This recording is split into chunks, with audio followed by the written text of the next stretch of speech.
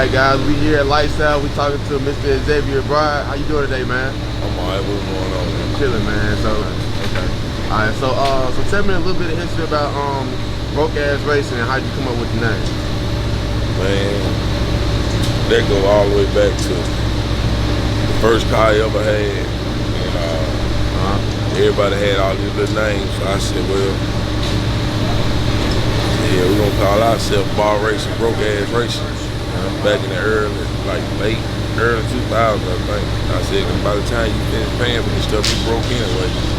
And that's just started at Broke Ass Racing. Right. Okay, man. So, Devil Horse. How did you come up with the name Devil Horse? Man, my granddaddy had an old Ford truck when I was little. And he used to call it the Devil Horse. I got an old golf cart with him. And he always stuck with me, so I always the first time I got that car, I couldn't think of a name. And when I went to grudge racing, dog used to say you gotta have a name. So we used to run with Trick Racing. They had a car called Safe. I said, well, we'll call this one Devil Horse then. We did that. We got an old golf cart called named by my grandma, Big Mama. That's it. That's how we did that. You and your team and Devil Horse was the first to win RVW. How was that like, man? It was good. I mean, even to the guys back at the house, at the chassis shop, lemon racing, everything, Boss Hog tuning, Jack Green, Louise, all the Green, shit, Neil Hoffman, everybody, man. Houston, it's just we got this big old melting pot of people. Right. And we just do what we do. Alright, so tell me about the new ride you got, man. Well, the team new ride, my fault, the team new ride. Well, a little bit about it.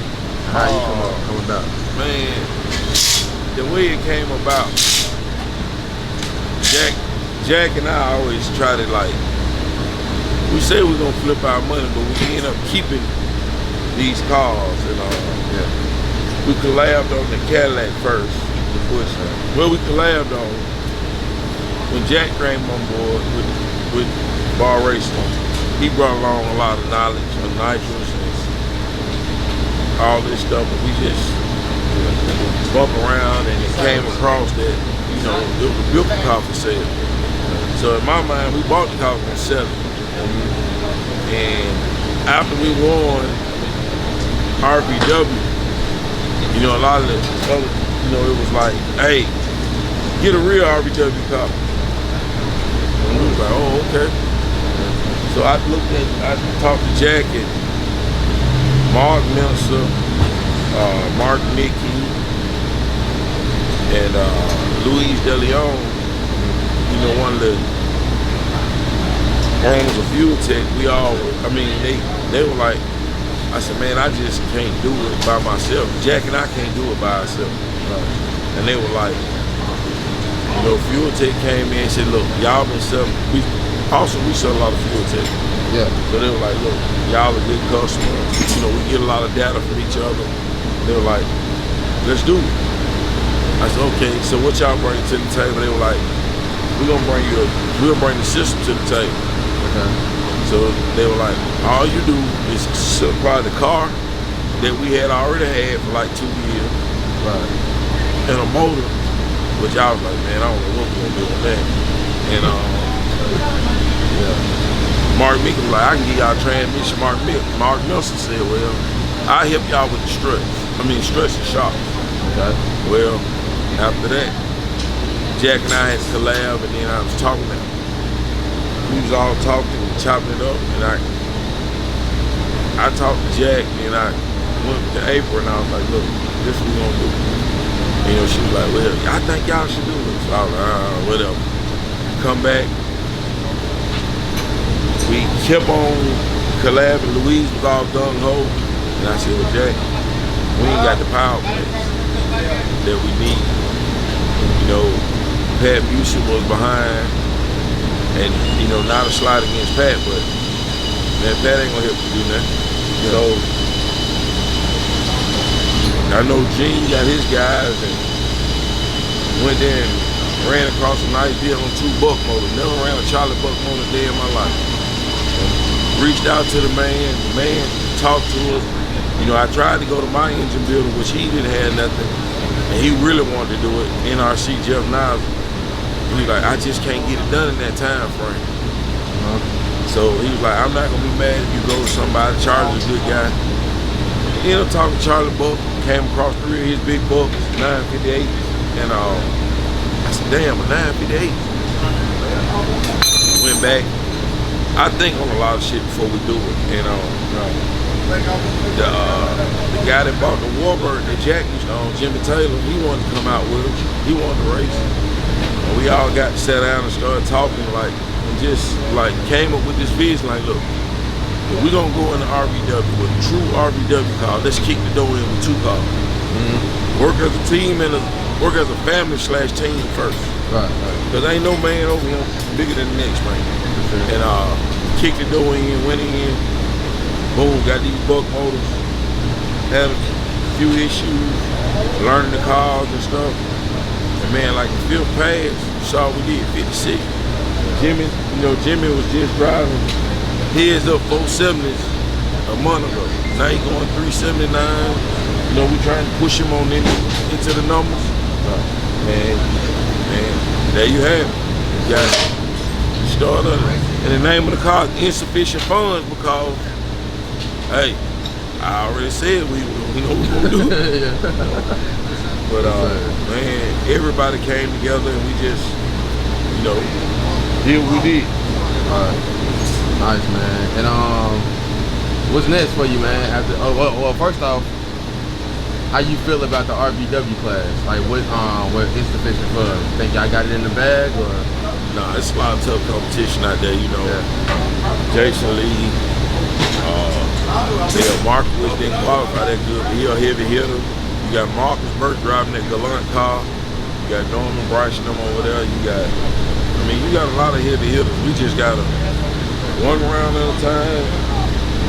And you know, I hate we both end up on the same side of the ladder, but me being the guy I am, and no matter what, I never tell one of our drivers, hey man, let him go. We gonna race for him.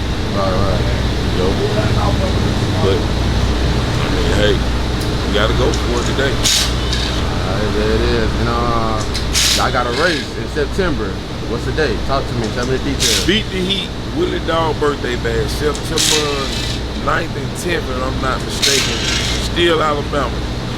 If you ain't going out to Big Jake, just come to Steele. I may have, well, I know I'm gonna have a stable on display. Should, because we need to make test runs. No, we can't. Right. Let's beat the Heat, September 9th and 10th. It's on Grudge Inc. calendar. We collabing with Jay Barnes on a few things, and we'll see. Alright. There it is, man. Appreciate your time, man.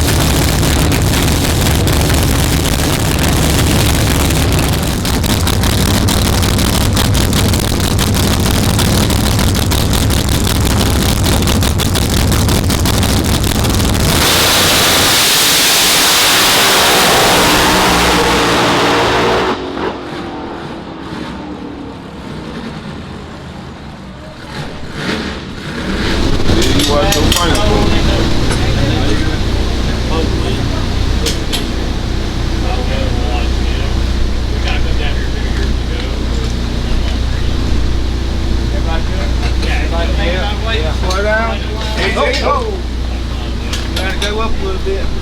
Right. That's what I wanted, Jack. Said I'll Right there. find Right out. He backed out on me.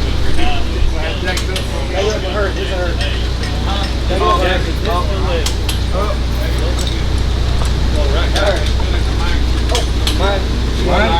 Somebody got to pick up on the transmission. Somebody climb up on there and pick up on the transmission. Watch out, watch out, watch out, watch out, watch out, watch out.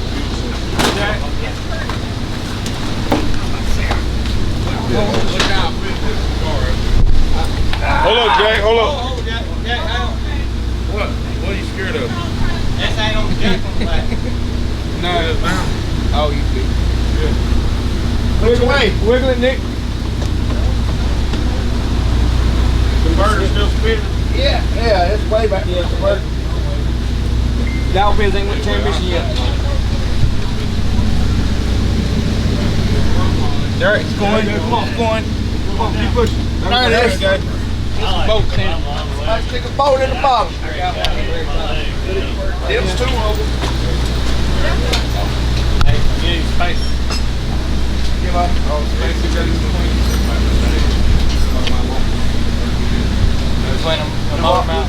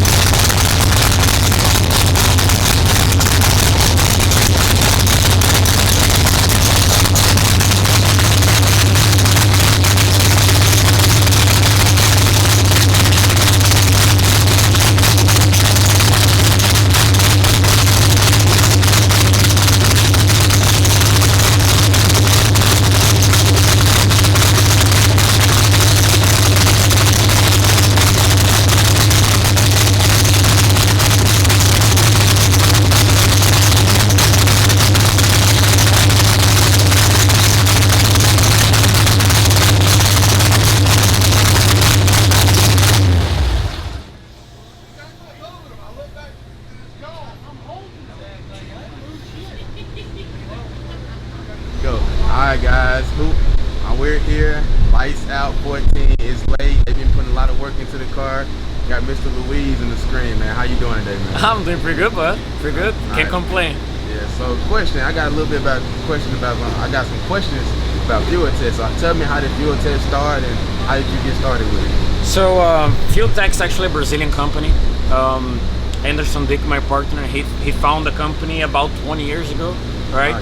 And it was just like a simple goal, trying to make electronics more affordable and easy to the Brazilian market, because back in the day it was really hard to have like a good electronic to manipulate a high performance car. People were literally getting an OEM car with EFI, taking off, putting carbs on it, right? So that was the idea.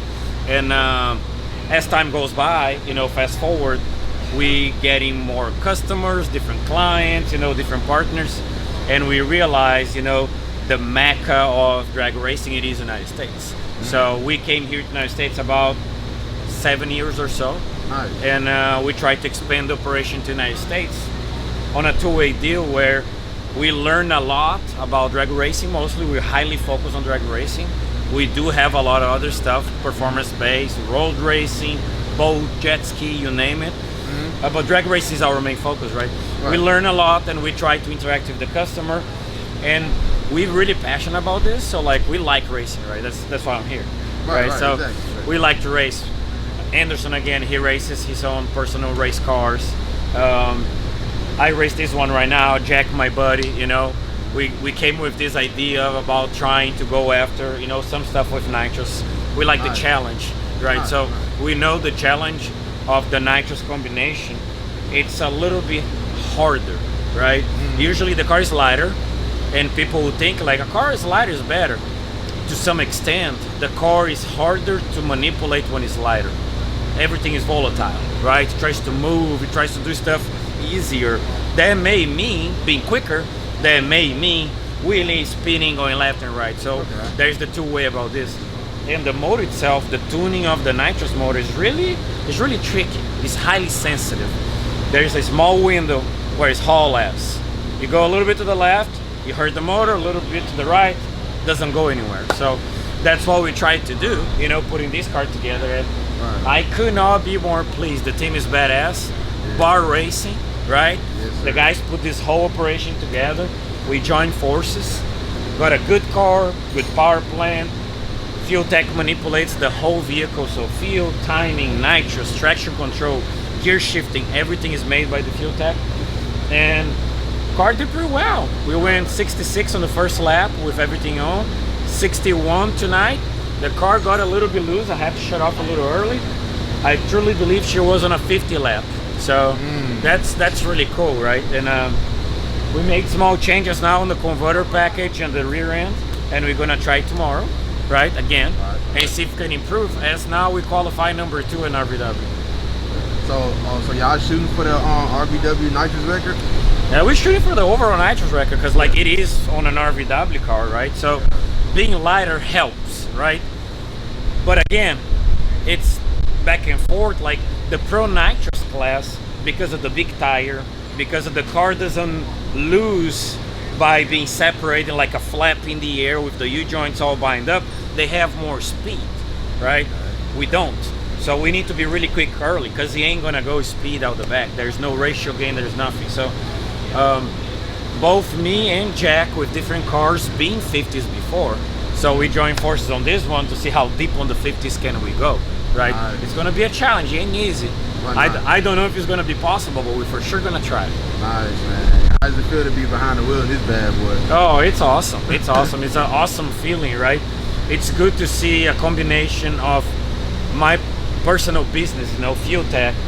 So I'm using my product. I am my customer, having great results, and with friends, having a race car and a really good team, having a good time. So I have my family here, I have other friends here. It's just like good time all the time, and it is addictive, So once you do a lap on a quick car, you want to do it again. It's something that's hard to explain, but a car like this pulls over 4 Gs, so it impresses you. Like you never get used, it never feels slow. It's fast. Nice, man. All right, so another question. How does it feel to have these guys trust Fuel Tech to, like, what I'm saying, for y'all to get behind that program, Man, I think we all at Fuel Tech were pretty blessed. Like we had so many good customers through the years. Right. Well, that's what I mean. How does it feel to have a lot of customers? Man, it's crazy because like we have so many good people involved, and we always say, we're pretty honest about this. What we do is based on customer feedback. We don't magically came up with like, oh, this is a great idea, you guys gonna haul less. No, we have people like Steve Petty, Todd Tudorow, Salimi, Brandon Pass, and a lot of people. It's gonna be hard to put names on everyone. People that been on this game for a long time, they come to us like, man, what if we do this way? And we offer the tool. because Fuel Tech as a system is just a tool, right? It doesn't do anything without the tuner.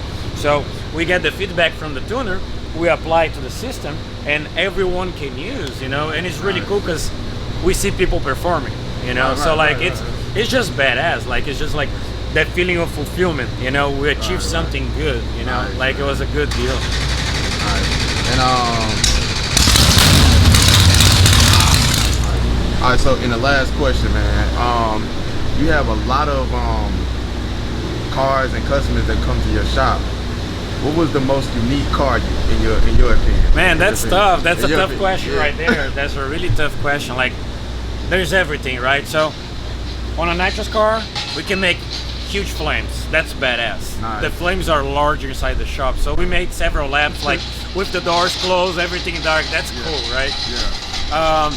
Turbo cars, they make so much power. They're like straight up power. So we had Andrew Alipa Corvette some years ago making over 5,000 horsepower to the tire. Like that's just impressive in its own. But like my favorite is like the sound of blowers, right? Okay. So nice. I screw blower going 11,000 RPM, making over 50 pounds of boots inside the building. That's my favorite. That's my pick. Okay, the blowers. Okay. Blowers. They sound nasty. Okay, then, man. Well, I appreciate the time. You're man. welcome. And a big thank you for Forever Garage Thank you. having this kind of interview and trying to put Fuel Tech out there. Thank you, man. Thank you.